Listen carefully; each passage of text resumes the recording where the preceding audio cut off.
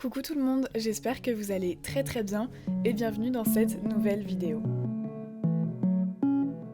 Je filme cette intro un petit peu en retard, ça fait 5 jours que j'ai commencé cette vidéo et j'avais juste complètement zappé de filmer une intro. Et donc dans cette vidéo, on va passer une semaine ensemble où on va voir de manière réaliste ce que j'arrive à lire en une semaine. Alors cette semaine c'était ma semaine de pré-rentrée, donc un petit peu plus cool et chill au niveau des horaires. Donc ça m'a permis de lire peut-être un tout petit peu plus que d'habitude, mais quand même je pense que c'est assez représentatif. Et puis voilà, on va pas perdre plus de temps que ça. J'espère que cette vidéo vous plaira. Si jamais, n'hésitez pas à liker, commenter, vous abonner. Bref, je vous laisse avec cette vidéo.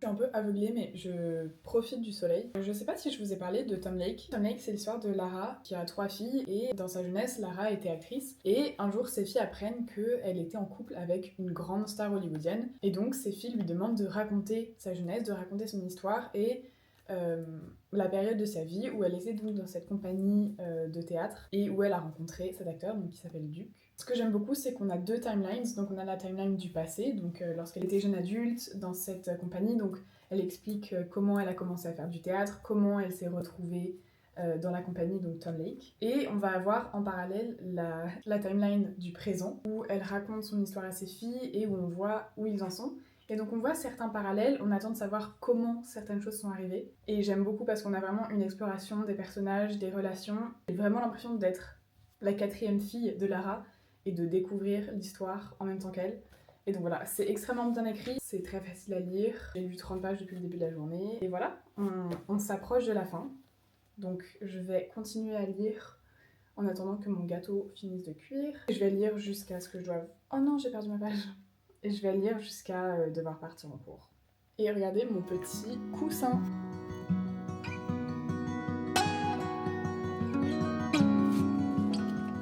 Je passe à la partie la plus importante de la journée, la dégustation de ce gâteau. C'est un brookie, donc c'est un brownie cookie. La pâte s'est bien mélangée. T'as le côté un peu plus dense du brownie. Et la pâte à cookie, elle est super aérée. Et je pense que le fait qu'il soit encore chaud et du coup bien moelleux aide. Mais c'est trop bon, j'aime trop. C'est trop bien quand t'arrives pas à te décider quel gâteau faire. Tu fais les deux.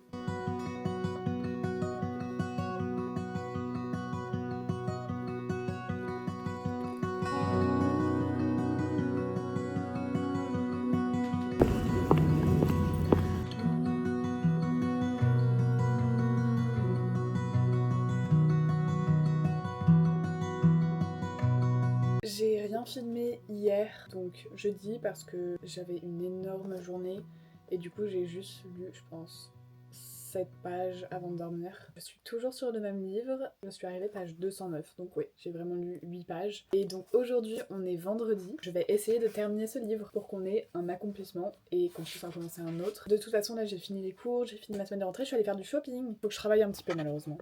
Donc on va avoir l'objectif de finir ça et on verra pour la suite. Maintenant pour mon haul de shopping, alors déjà j'ai pris ce petit pull écru que je trouve trop beau, il est trop confortable. Ensuite j'ai pris un nouveau combo pour les lèvres. Enfin j'en avais pas du coup c'est pas un nouveau, j'ai pris un combo pour les lèvres. J'ai pris un crayon à lèvres de chez MAC qui est trop beau, il est un petit peu rose foncé. Et j'ai pris vous savez les sticks Black Honey de chez Clinique. Ça faisait 1 an et demi ou 2 ans que je voulais le prendre et donc j'ai fait le grand pas. Ensuite j'ai pris ce petit haut, je me suis dit que pour le printemps ça serait très sympa, c'est du coup un haut transparent en dentelle. À la mi-saison avec une petite jupe ça va être trop joli. Et la dernière chose que j'ai prise c'était chez Brownie parce qu'en fait il y a quelques temps j'avais demandé à ma maman si elle pouvait me la prendre dans le Brownie espagnol et elle l'avait pas trouvé. Et là je suis allée chez Brownie par hasard et elle était à 50% de réduction. C'est une sorte de petite cape, enfin cape, poncho, je sais pas trop dans quelle catégorie ça rentre. En vrai j'ai pas de raison à pourquoi j'ai fait du shopping autre que c'est la fin des soldes et que Hermès m'a refusé un stage. Bon c'est complètement normal, je vais probablement avoir encore 400 refus de stage, mais il fallait que je me trouve une excuse. Donc mon excuse c'est que j'ai été refusée. Bon, il y a eu des petits changements de programme cet après-midi, donc je n'ai pas trop lu. J'ai toujours pas fini le livre, mais je maintiens mon engagement que je vais le finir ce soir. J'ai quand même avancé. Et là, je suis en train de regarder Danse avec les stars, parce que c'est le premier Prime, et je n'attends que Marcus. Non, en vrai, j'attends Marcus et Magla. Je pense que pendant les pubs, je vais lire un petit peu, et puis je siffle. Bref. Oh, il y a plein de Miss France. Oh. Ma reine, hein, ma reine.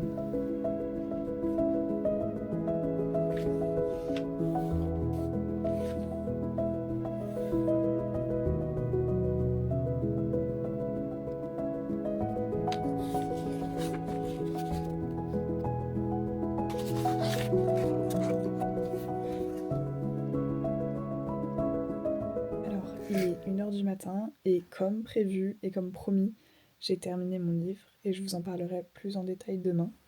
Et là, je vais commencer The Correspondent de Virginia Evans et je vais juste lire jusqu'à m'endormir. Je pense que ça sera pas énorme, mais ça sera déjà ça. Je suis en train de lire The Correspondent. Je trouve que la coïncidence est assez folle que j'ai fini Tom Lake hier et que littéralement, à 4% du livre, le personnage écrit une lettre à l'auteur de Tom Lake. C'est dingue. Pris la main dans le sac. On va pas te passer. Si. Non, on va pas.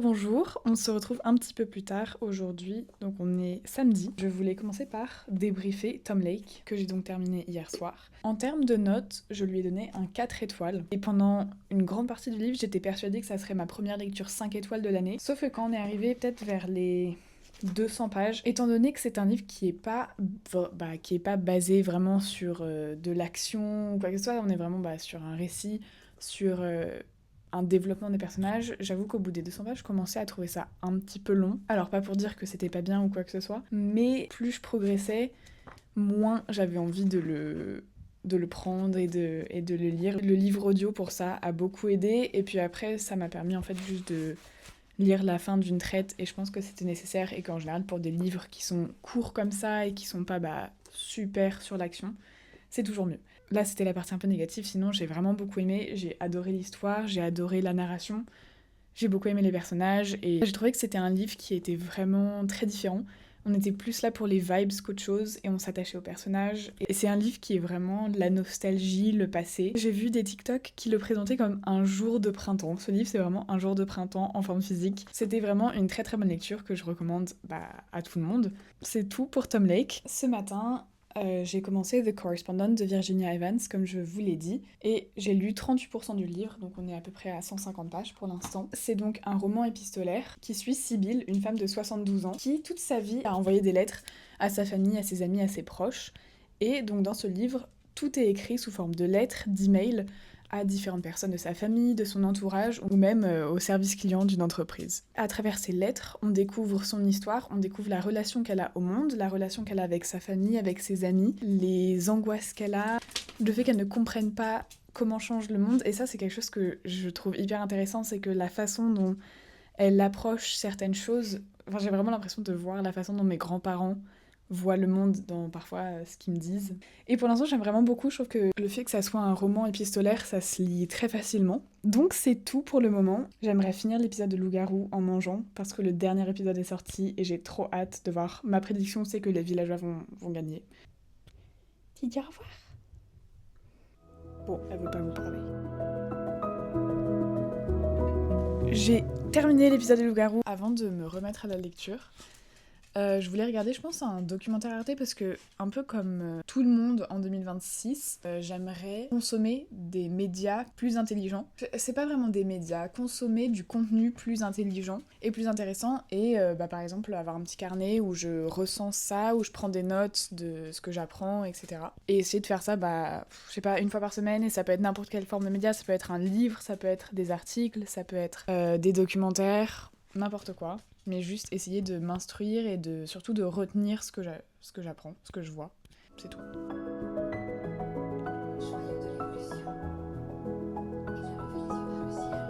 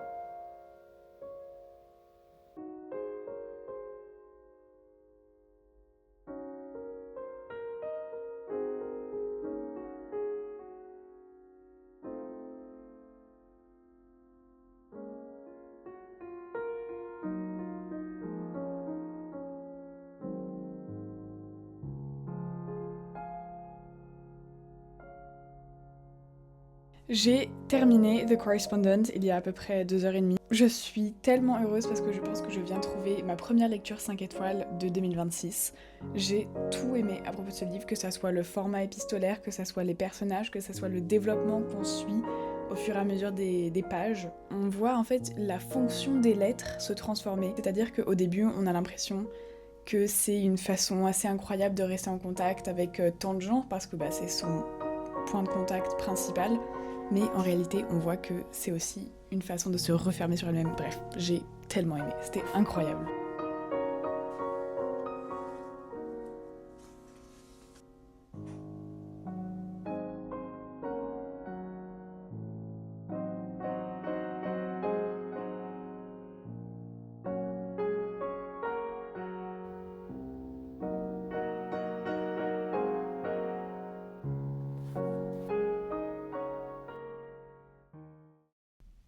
Aujourd'hui, c'est mon dernier jour où j'ai vraiment beaucoup de temps pour lire parce que demain, les cours reprennent officiellement. Donc, toute la semaine dernière, j'étais en semaine de pré-rentrée. Oui, on avait des journées assez longues, mais ça n'avait pas de deadlines et puis il n'y avait pas aussi de suivi à avoir d'une semaine à l'autre. Donc, bref, dernier jour de vacances officiellement. Hier soir, j'ai lu The Running Man et je suis arrivée page 62. Et pour l'instant, je trouve ça bien dans le sens où je suis hooked et j'ai envie de continuer parce que l'histoire a commencé. Après, alors déjà, le fait que ça soit écrit dans les années 80, c'est difficile de faire abstraction des façons de parler, des façons de voir les gens. Parce que la façon dont il décrit, mais même les femmes, alors les femmes sont des objets, quoi. Donc, et ça, c'est quelque chose que j'avais déjà remarqué dans le précédent livre de Stephen King que j'ai lu, c'est que je suis assez mal à l'aise avec la façon dont il décrit le corps féminin. Je vais continuer cette petite matinée au calme. Donc je regardais une vidéo YouTube, après je vais lire un peu, bon là je prends mon café. Et puis voilà, c'est tout. On se retrouve bientôt.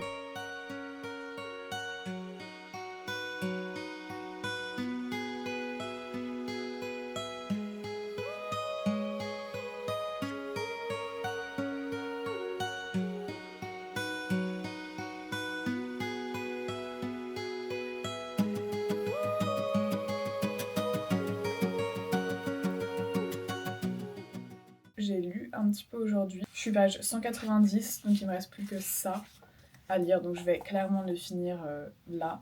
J'ai 1 heure de trou avant de repartir en cours, donc je pense que je vais faire ça en mangeant.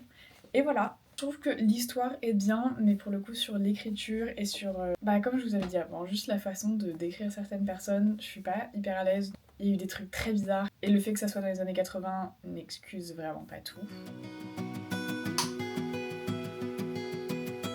Il est tellement bon celui-ci, c'est Coco Açaï. Je pense qu'il est dans mon top 3.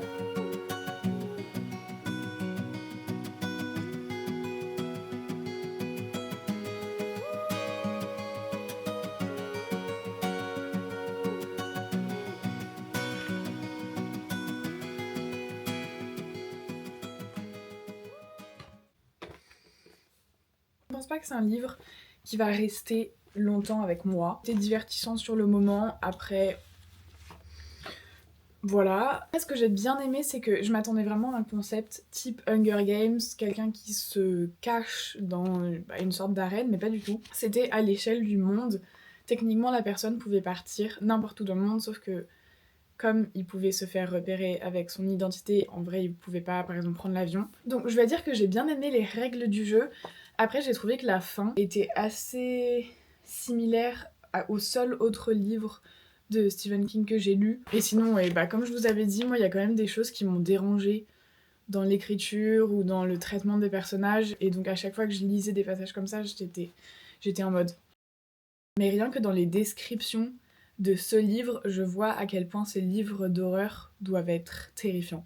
Dans la façon dont il décrit les blessures et tout. J'étais vraiment... À la fin, j'étais en mode... quelle horreur. Anyway, voilà, c'est terminé, je vais aller choisir mon autre livre et malheureusement je repars bientôt en cours. On est toujours au même endroit, mais en fait je suis malade depuis quelques jours. Enfin, je suis pas suffisamment malade pour me dire malade, mais je suis très patraque, genre j'ai mal partout, j'ai tout le temps froid. Donc je suis au lit en train de grelotter, c'est horrible. Bref, j'ai choisi 2 livres parce que je savais pas par lequel commencer. Donc j'ai pris 12 couturiers qui ont changé l'histoire et je vais peut-être essayer de lire... la première petite biographie et The Bell Jar de Sylvia Plath parce que je suis un peu dans un mood classique et déprime. Donc voilà, c'est mon petit plan. Il est désormais 21h40. Je vous ai pas fait d'update aujourd'hui parce que je pensais rentrer à la maison dans l'après-midi et finalement je suis restée sur le campus. Malheureusement j'ai pas énormément lu, je suis arrivée seulement page 14 de The Bell Jar. J'ai pas non plus avancé dans les 12 couturiers qui ont changé l'histoire. Aussi, je sais pas si ça vous intéresse, mais si jamais vous avez besoin de conseils pour lire plus souvent, parce que je pense que je lis, en termes de quantité, je lis pas mal, et surtout, je fais hyper attention à réussir à avoir du temps de lecture malgré les cours et la charge de travail. Et je dirais que pour moi, la chose qui fonctionne le plus, c'est de vraiment lire pendant les trajets. J'ai la chance de prendre le bus, le métro, etc. Donc j'ai toujours un livre ou mon Kobo avec moi. Même si c'est 15 minutes, ça fait 15 minutes de lecture à l'aller, 15 minutes au retour. Et ça, c'est grâce à ça que je lis autant, pour être honnête. Et comme vous le savez, récemment j'ai découvert les livres audio. Je trouve que c'est vraiment, mais trop bien. On a un effort psychologique parce qu'évidemment, t'es concentré. Waouh, je me fais attaquer par mon chien. Et ça, je trouve que c'est hyper bien parce que... Donc moi j'aime beaucoup les livres audio. Par exemple, même si je suis en train de marcher dans la rue, j'aime bien écouter mon livre audio. Comme vous l'avez vu, si je suis en train de cuisiner, j'aime bien voir ça. Et du coup je trouve que c'est une façon de toujours avoir un livre en cours. Et c'est une façon plus facile si même vous avez des trajets en voiture, si vous passez du temps, je sais pas, à cuisiner ou n'importe quoi. Et aussi quelque chose que j'essaye toujours de prioriser, c'est de lire tous les jours avant de m'endormir. Si un jour je suis fatiguée et que c'est 5 minutes de lecture, ça fait déjà 1 ou 2 pages et c'est déjà ça, et je trouve que c'est hyper important vraiment de prendre l'habitude de lire tous les soirs. Waouh, elle m'angoisse. Oui voilà, donc je disais vraiment juste prendre l'habitude de lire de temps en temps le soir. Et un autre conseil que je pourrais vous donner, c'est juste de garder en tête que la lecture c'est un plaisir, c'est un hobby et que ça doit être associé à un moment de détente, que c'est vraiment pas quelque chose qu'il faut se forcer à faire. Je pense que je vais arrêter de parler pour cette vidéo. Je vous tiendrai évidemment au courant de combien j'ai lu de pages aujourd'hui. Ça nous fera notre total pour cette semaine qui a été, je trouve, assez productif, je suis trop contente. Le livre de la semaine pour moi c'était The Correspondent, il est très particulier en forme, en fond. mais j'ai adoré. Donc si j'avais une recommandation à vous donner après cette semaine, c'est The Correspondent de Virginia Evans. Et voilà, je vous fais plein de bisous et puis on se revoit très très vite dans une nouvelle vidéo. Ciao!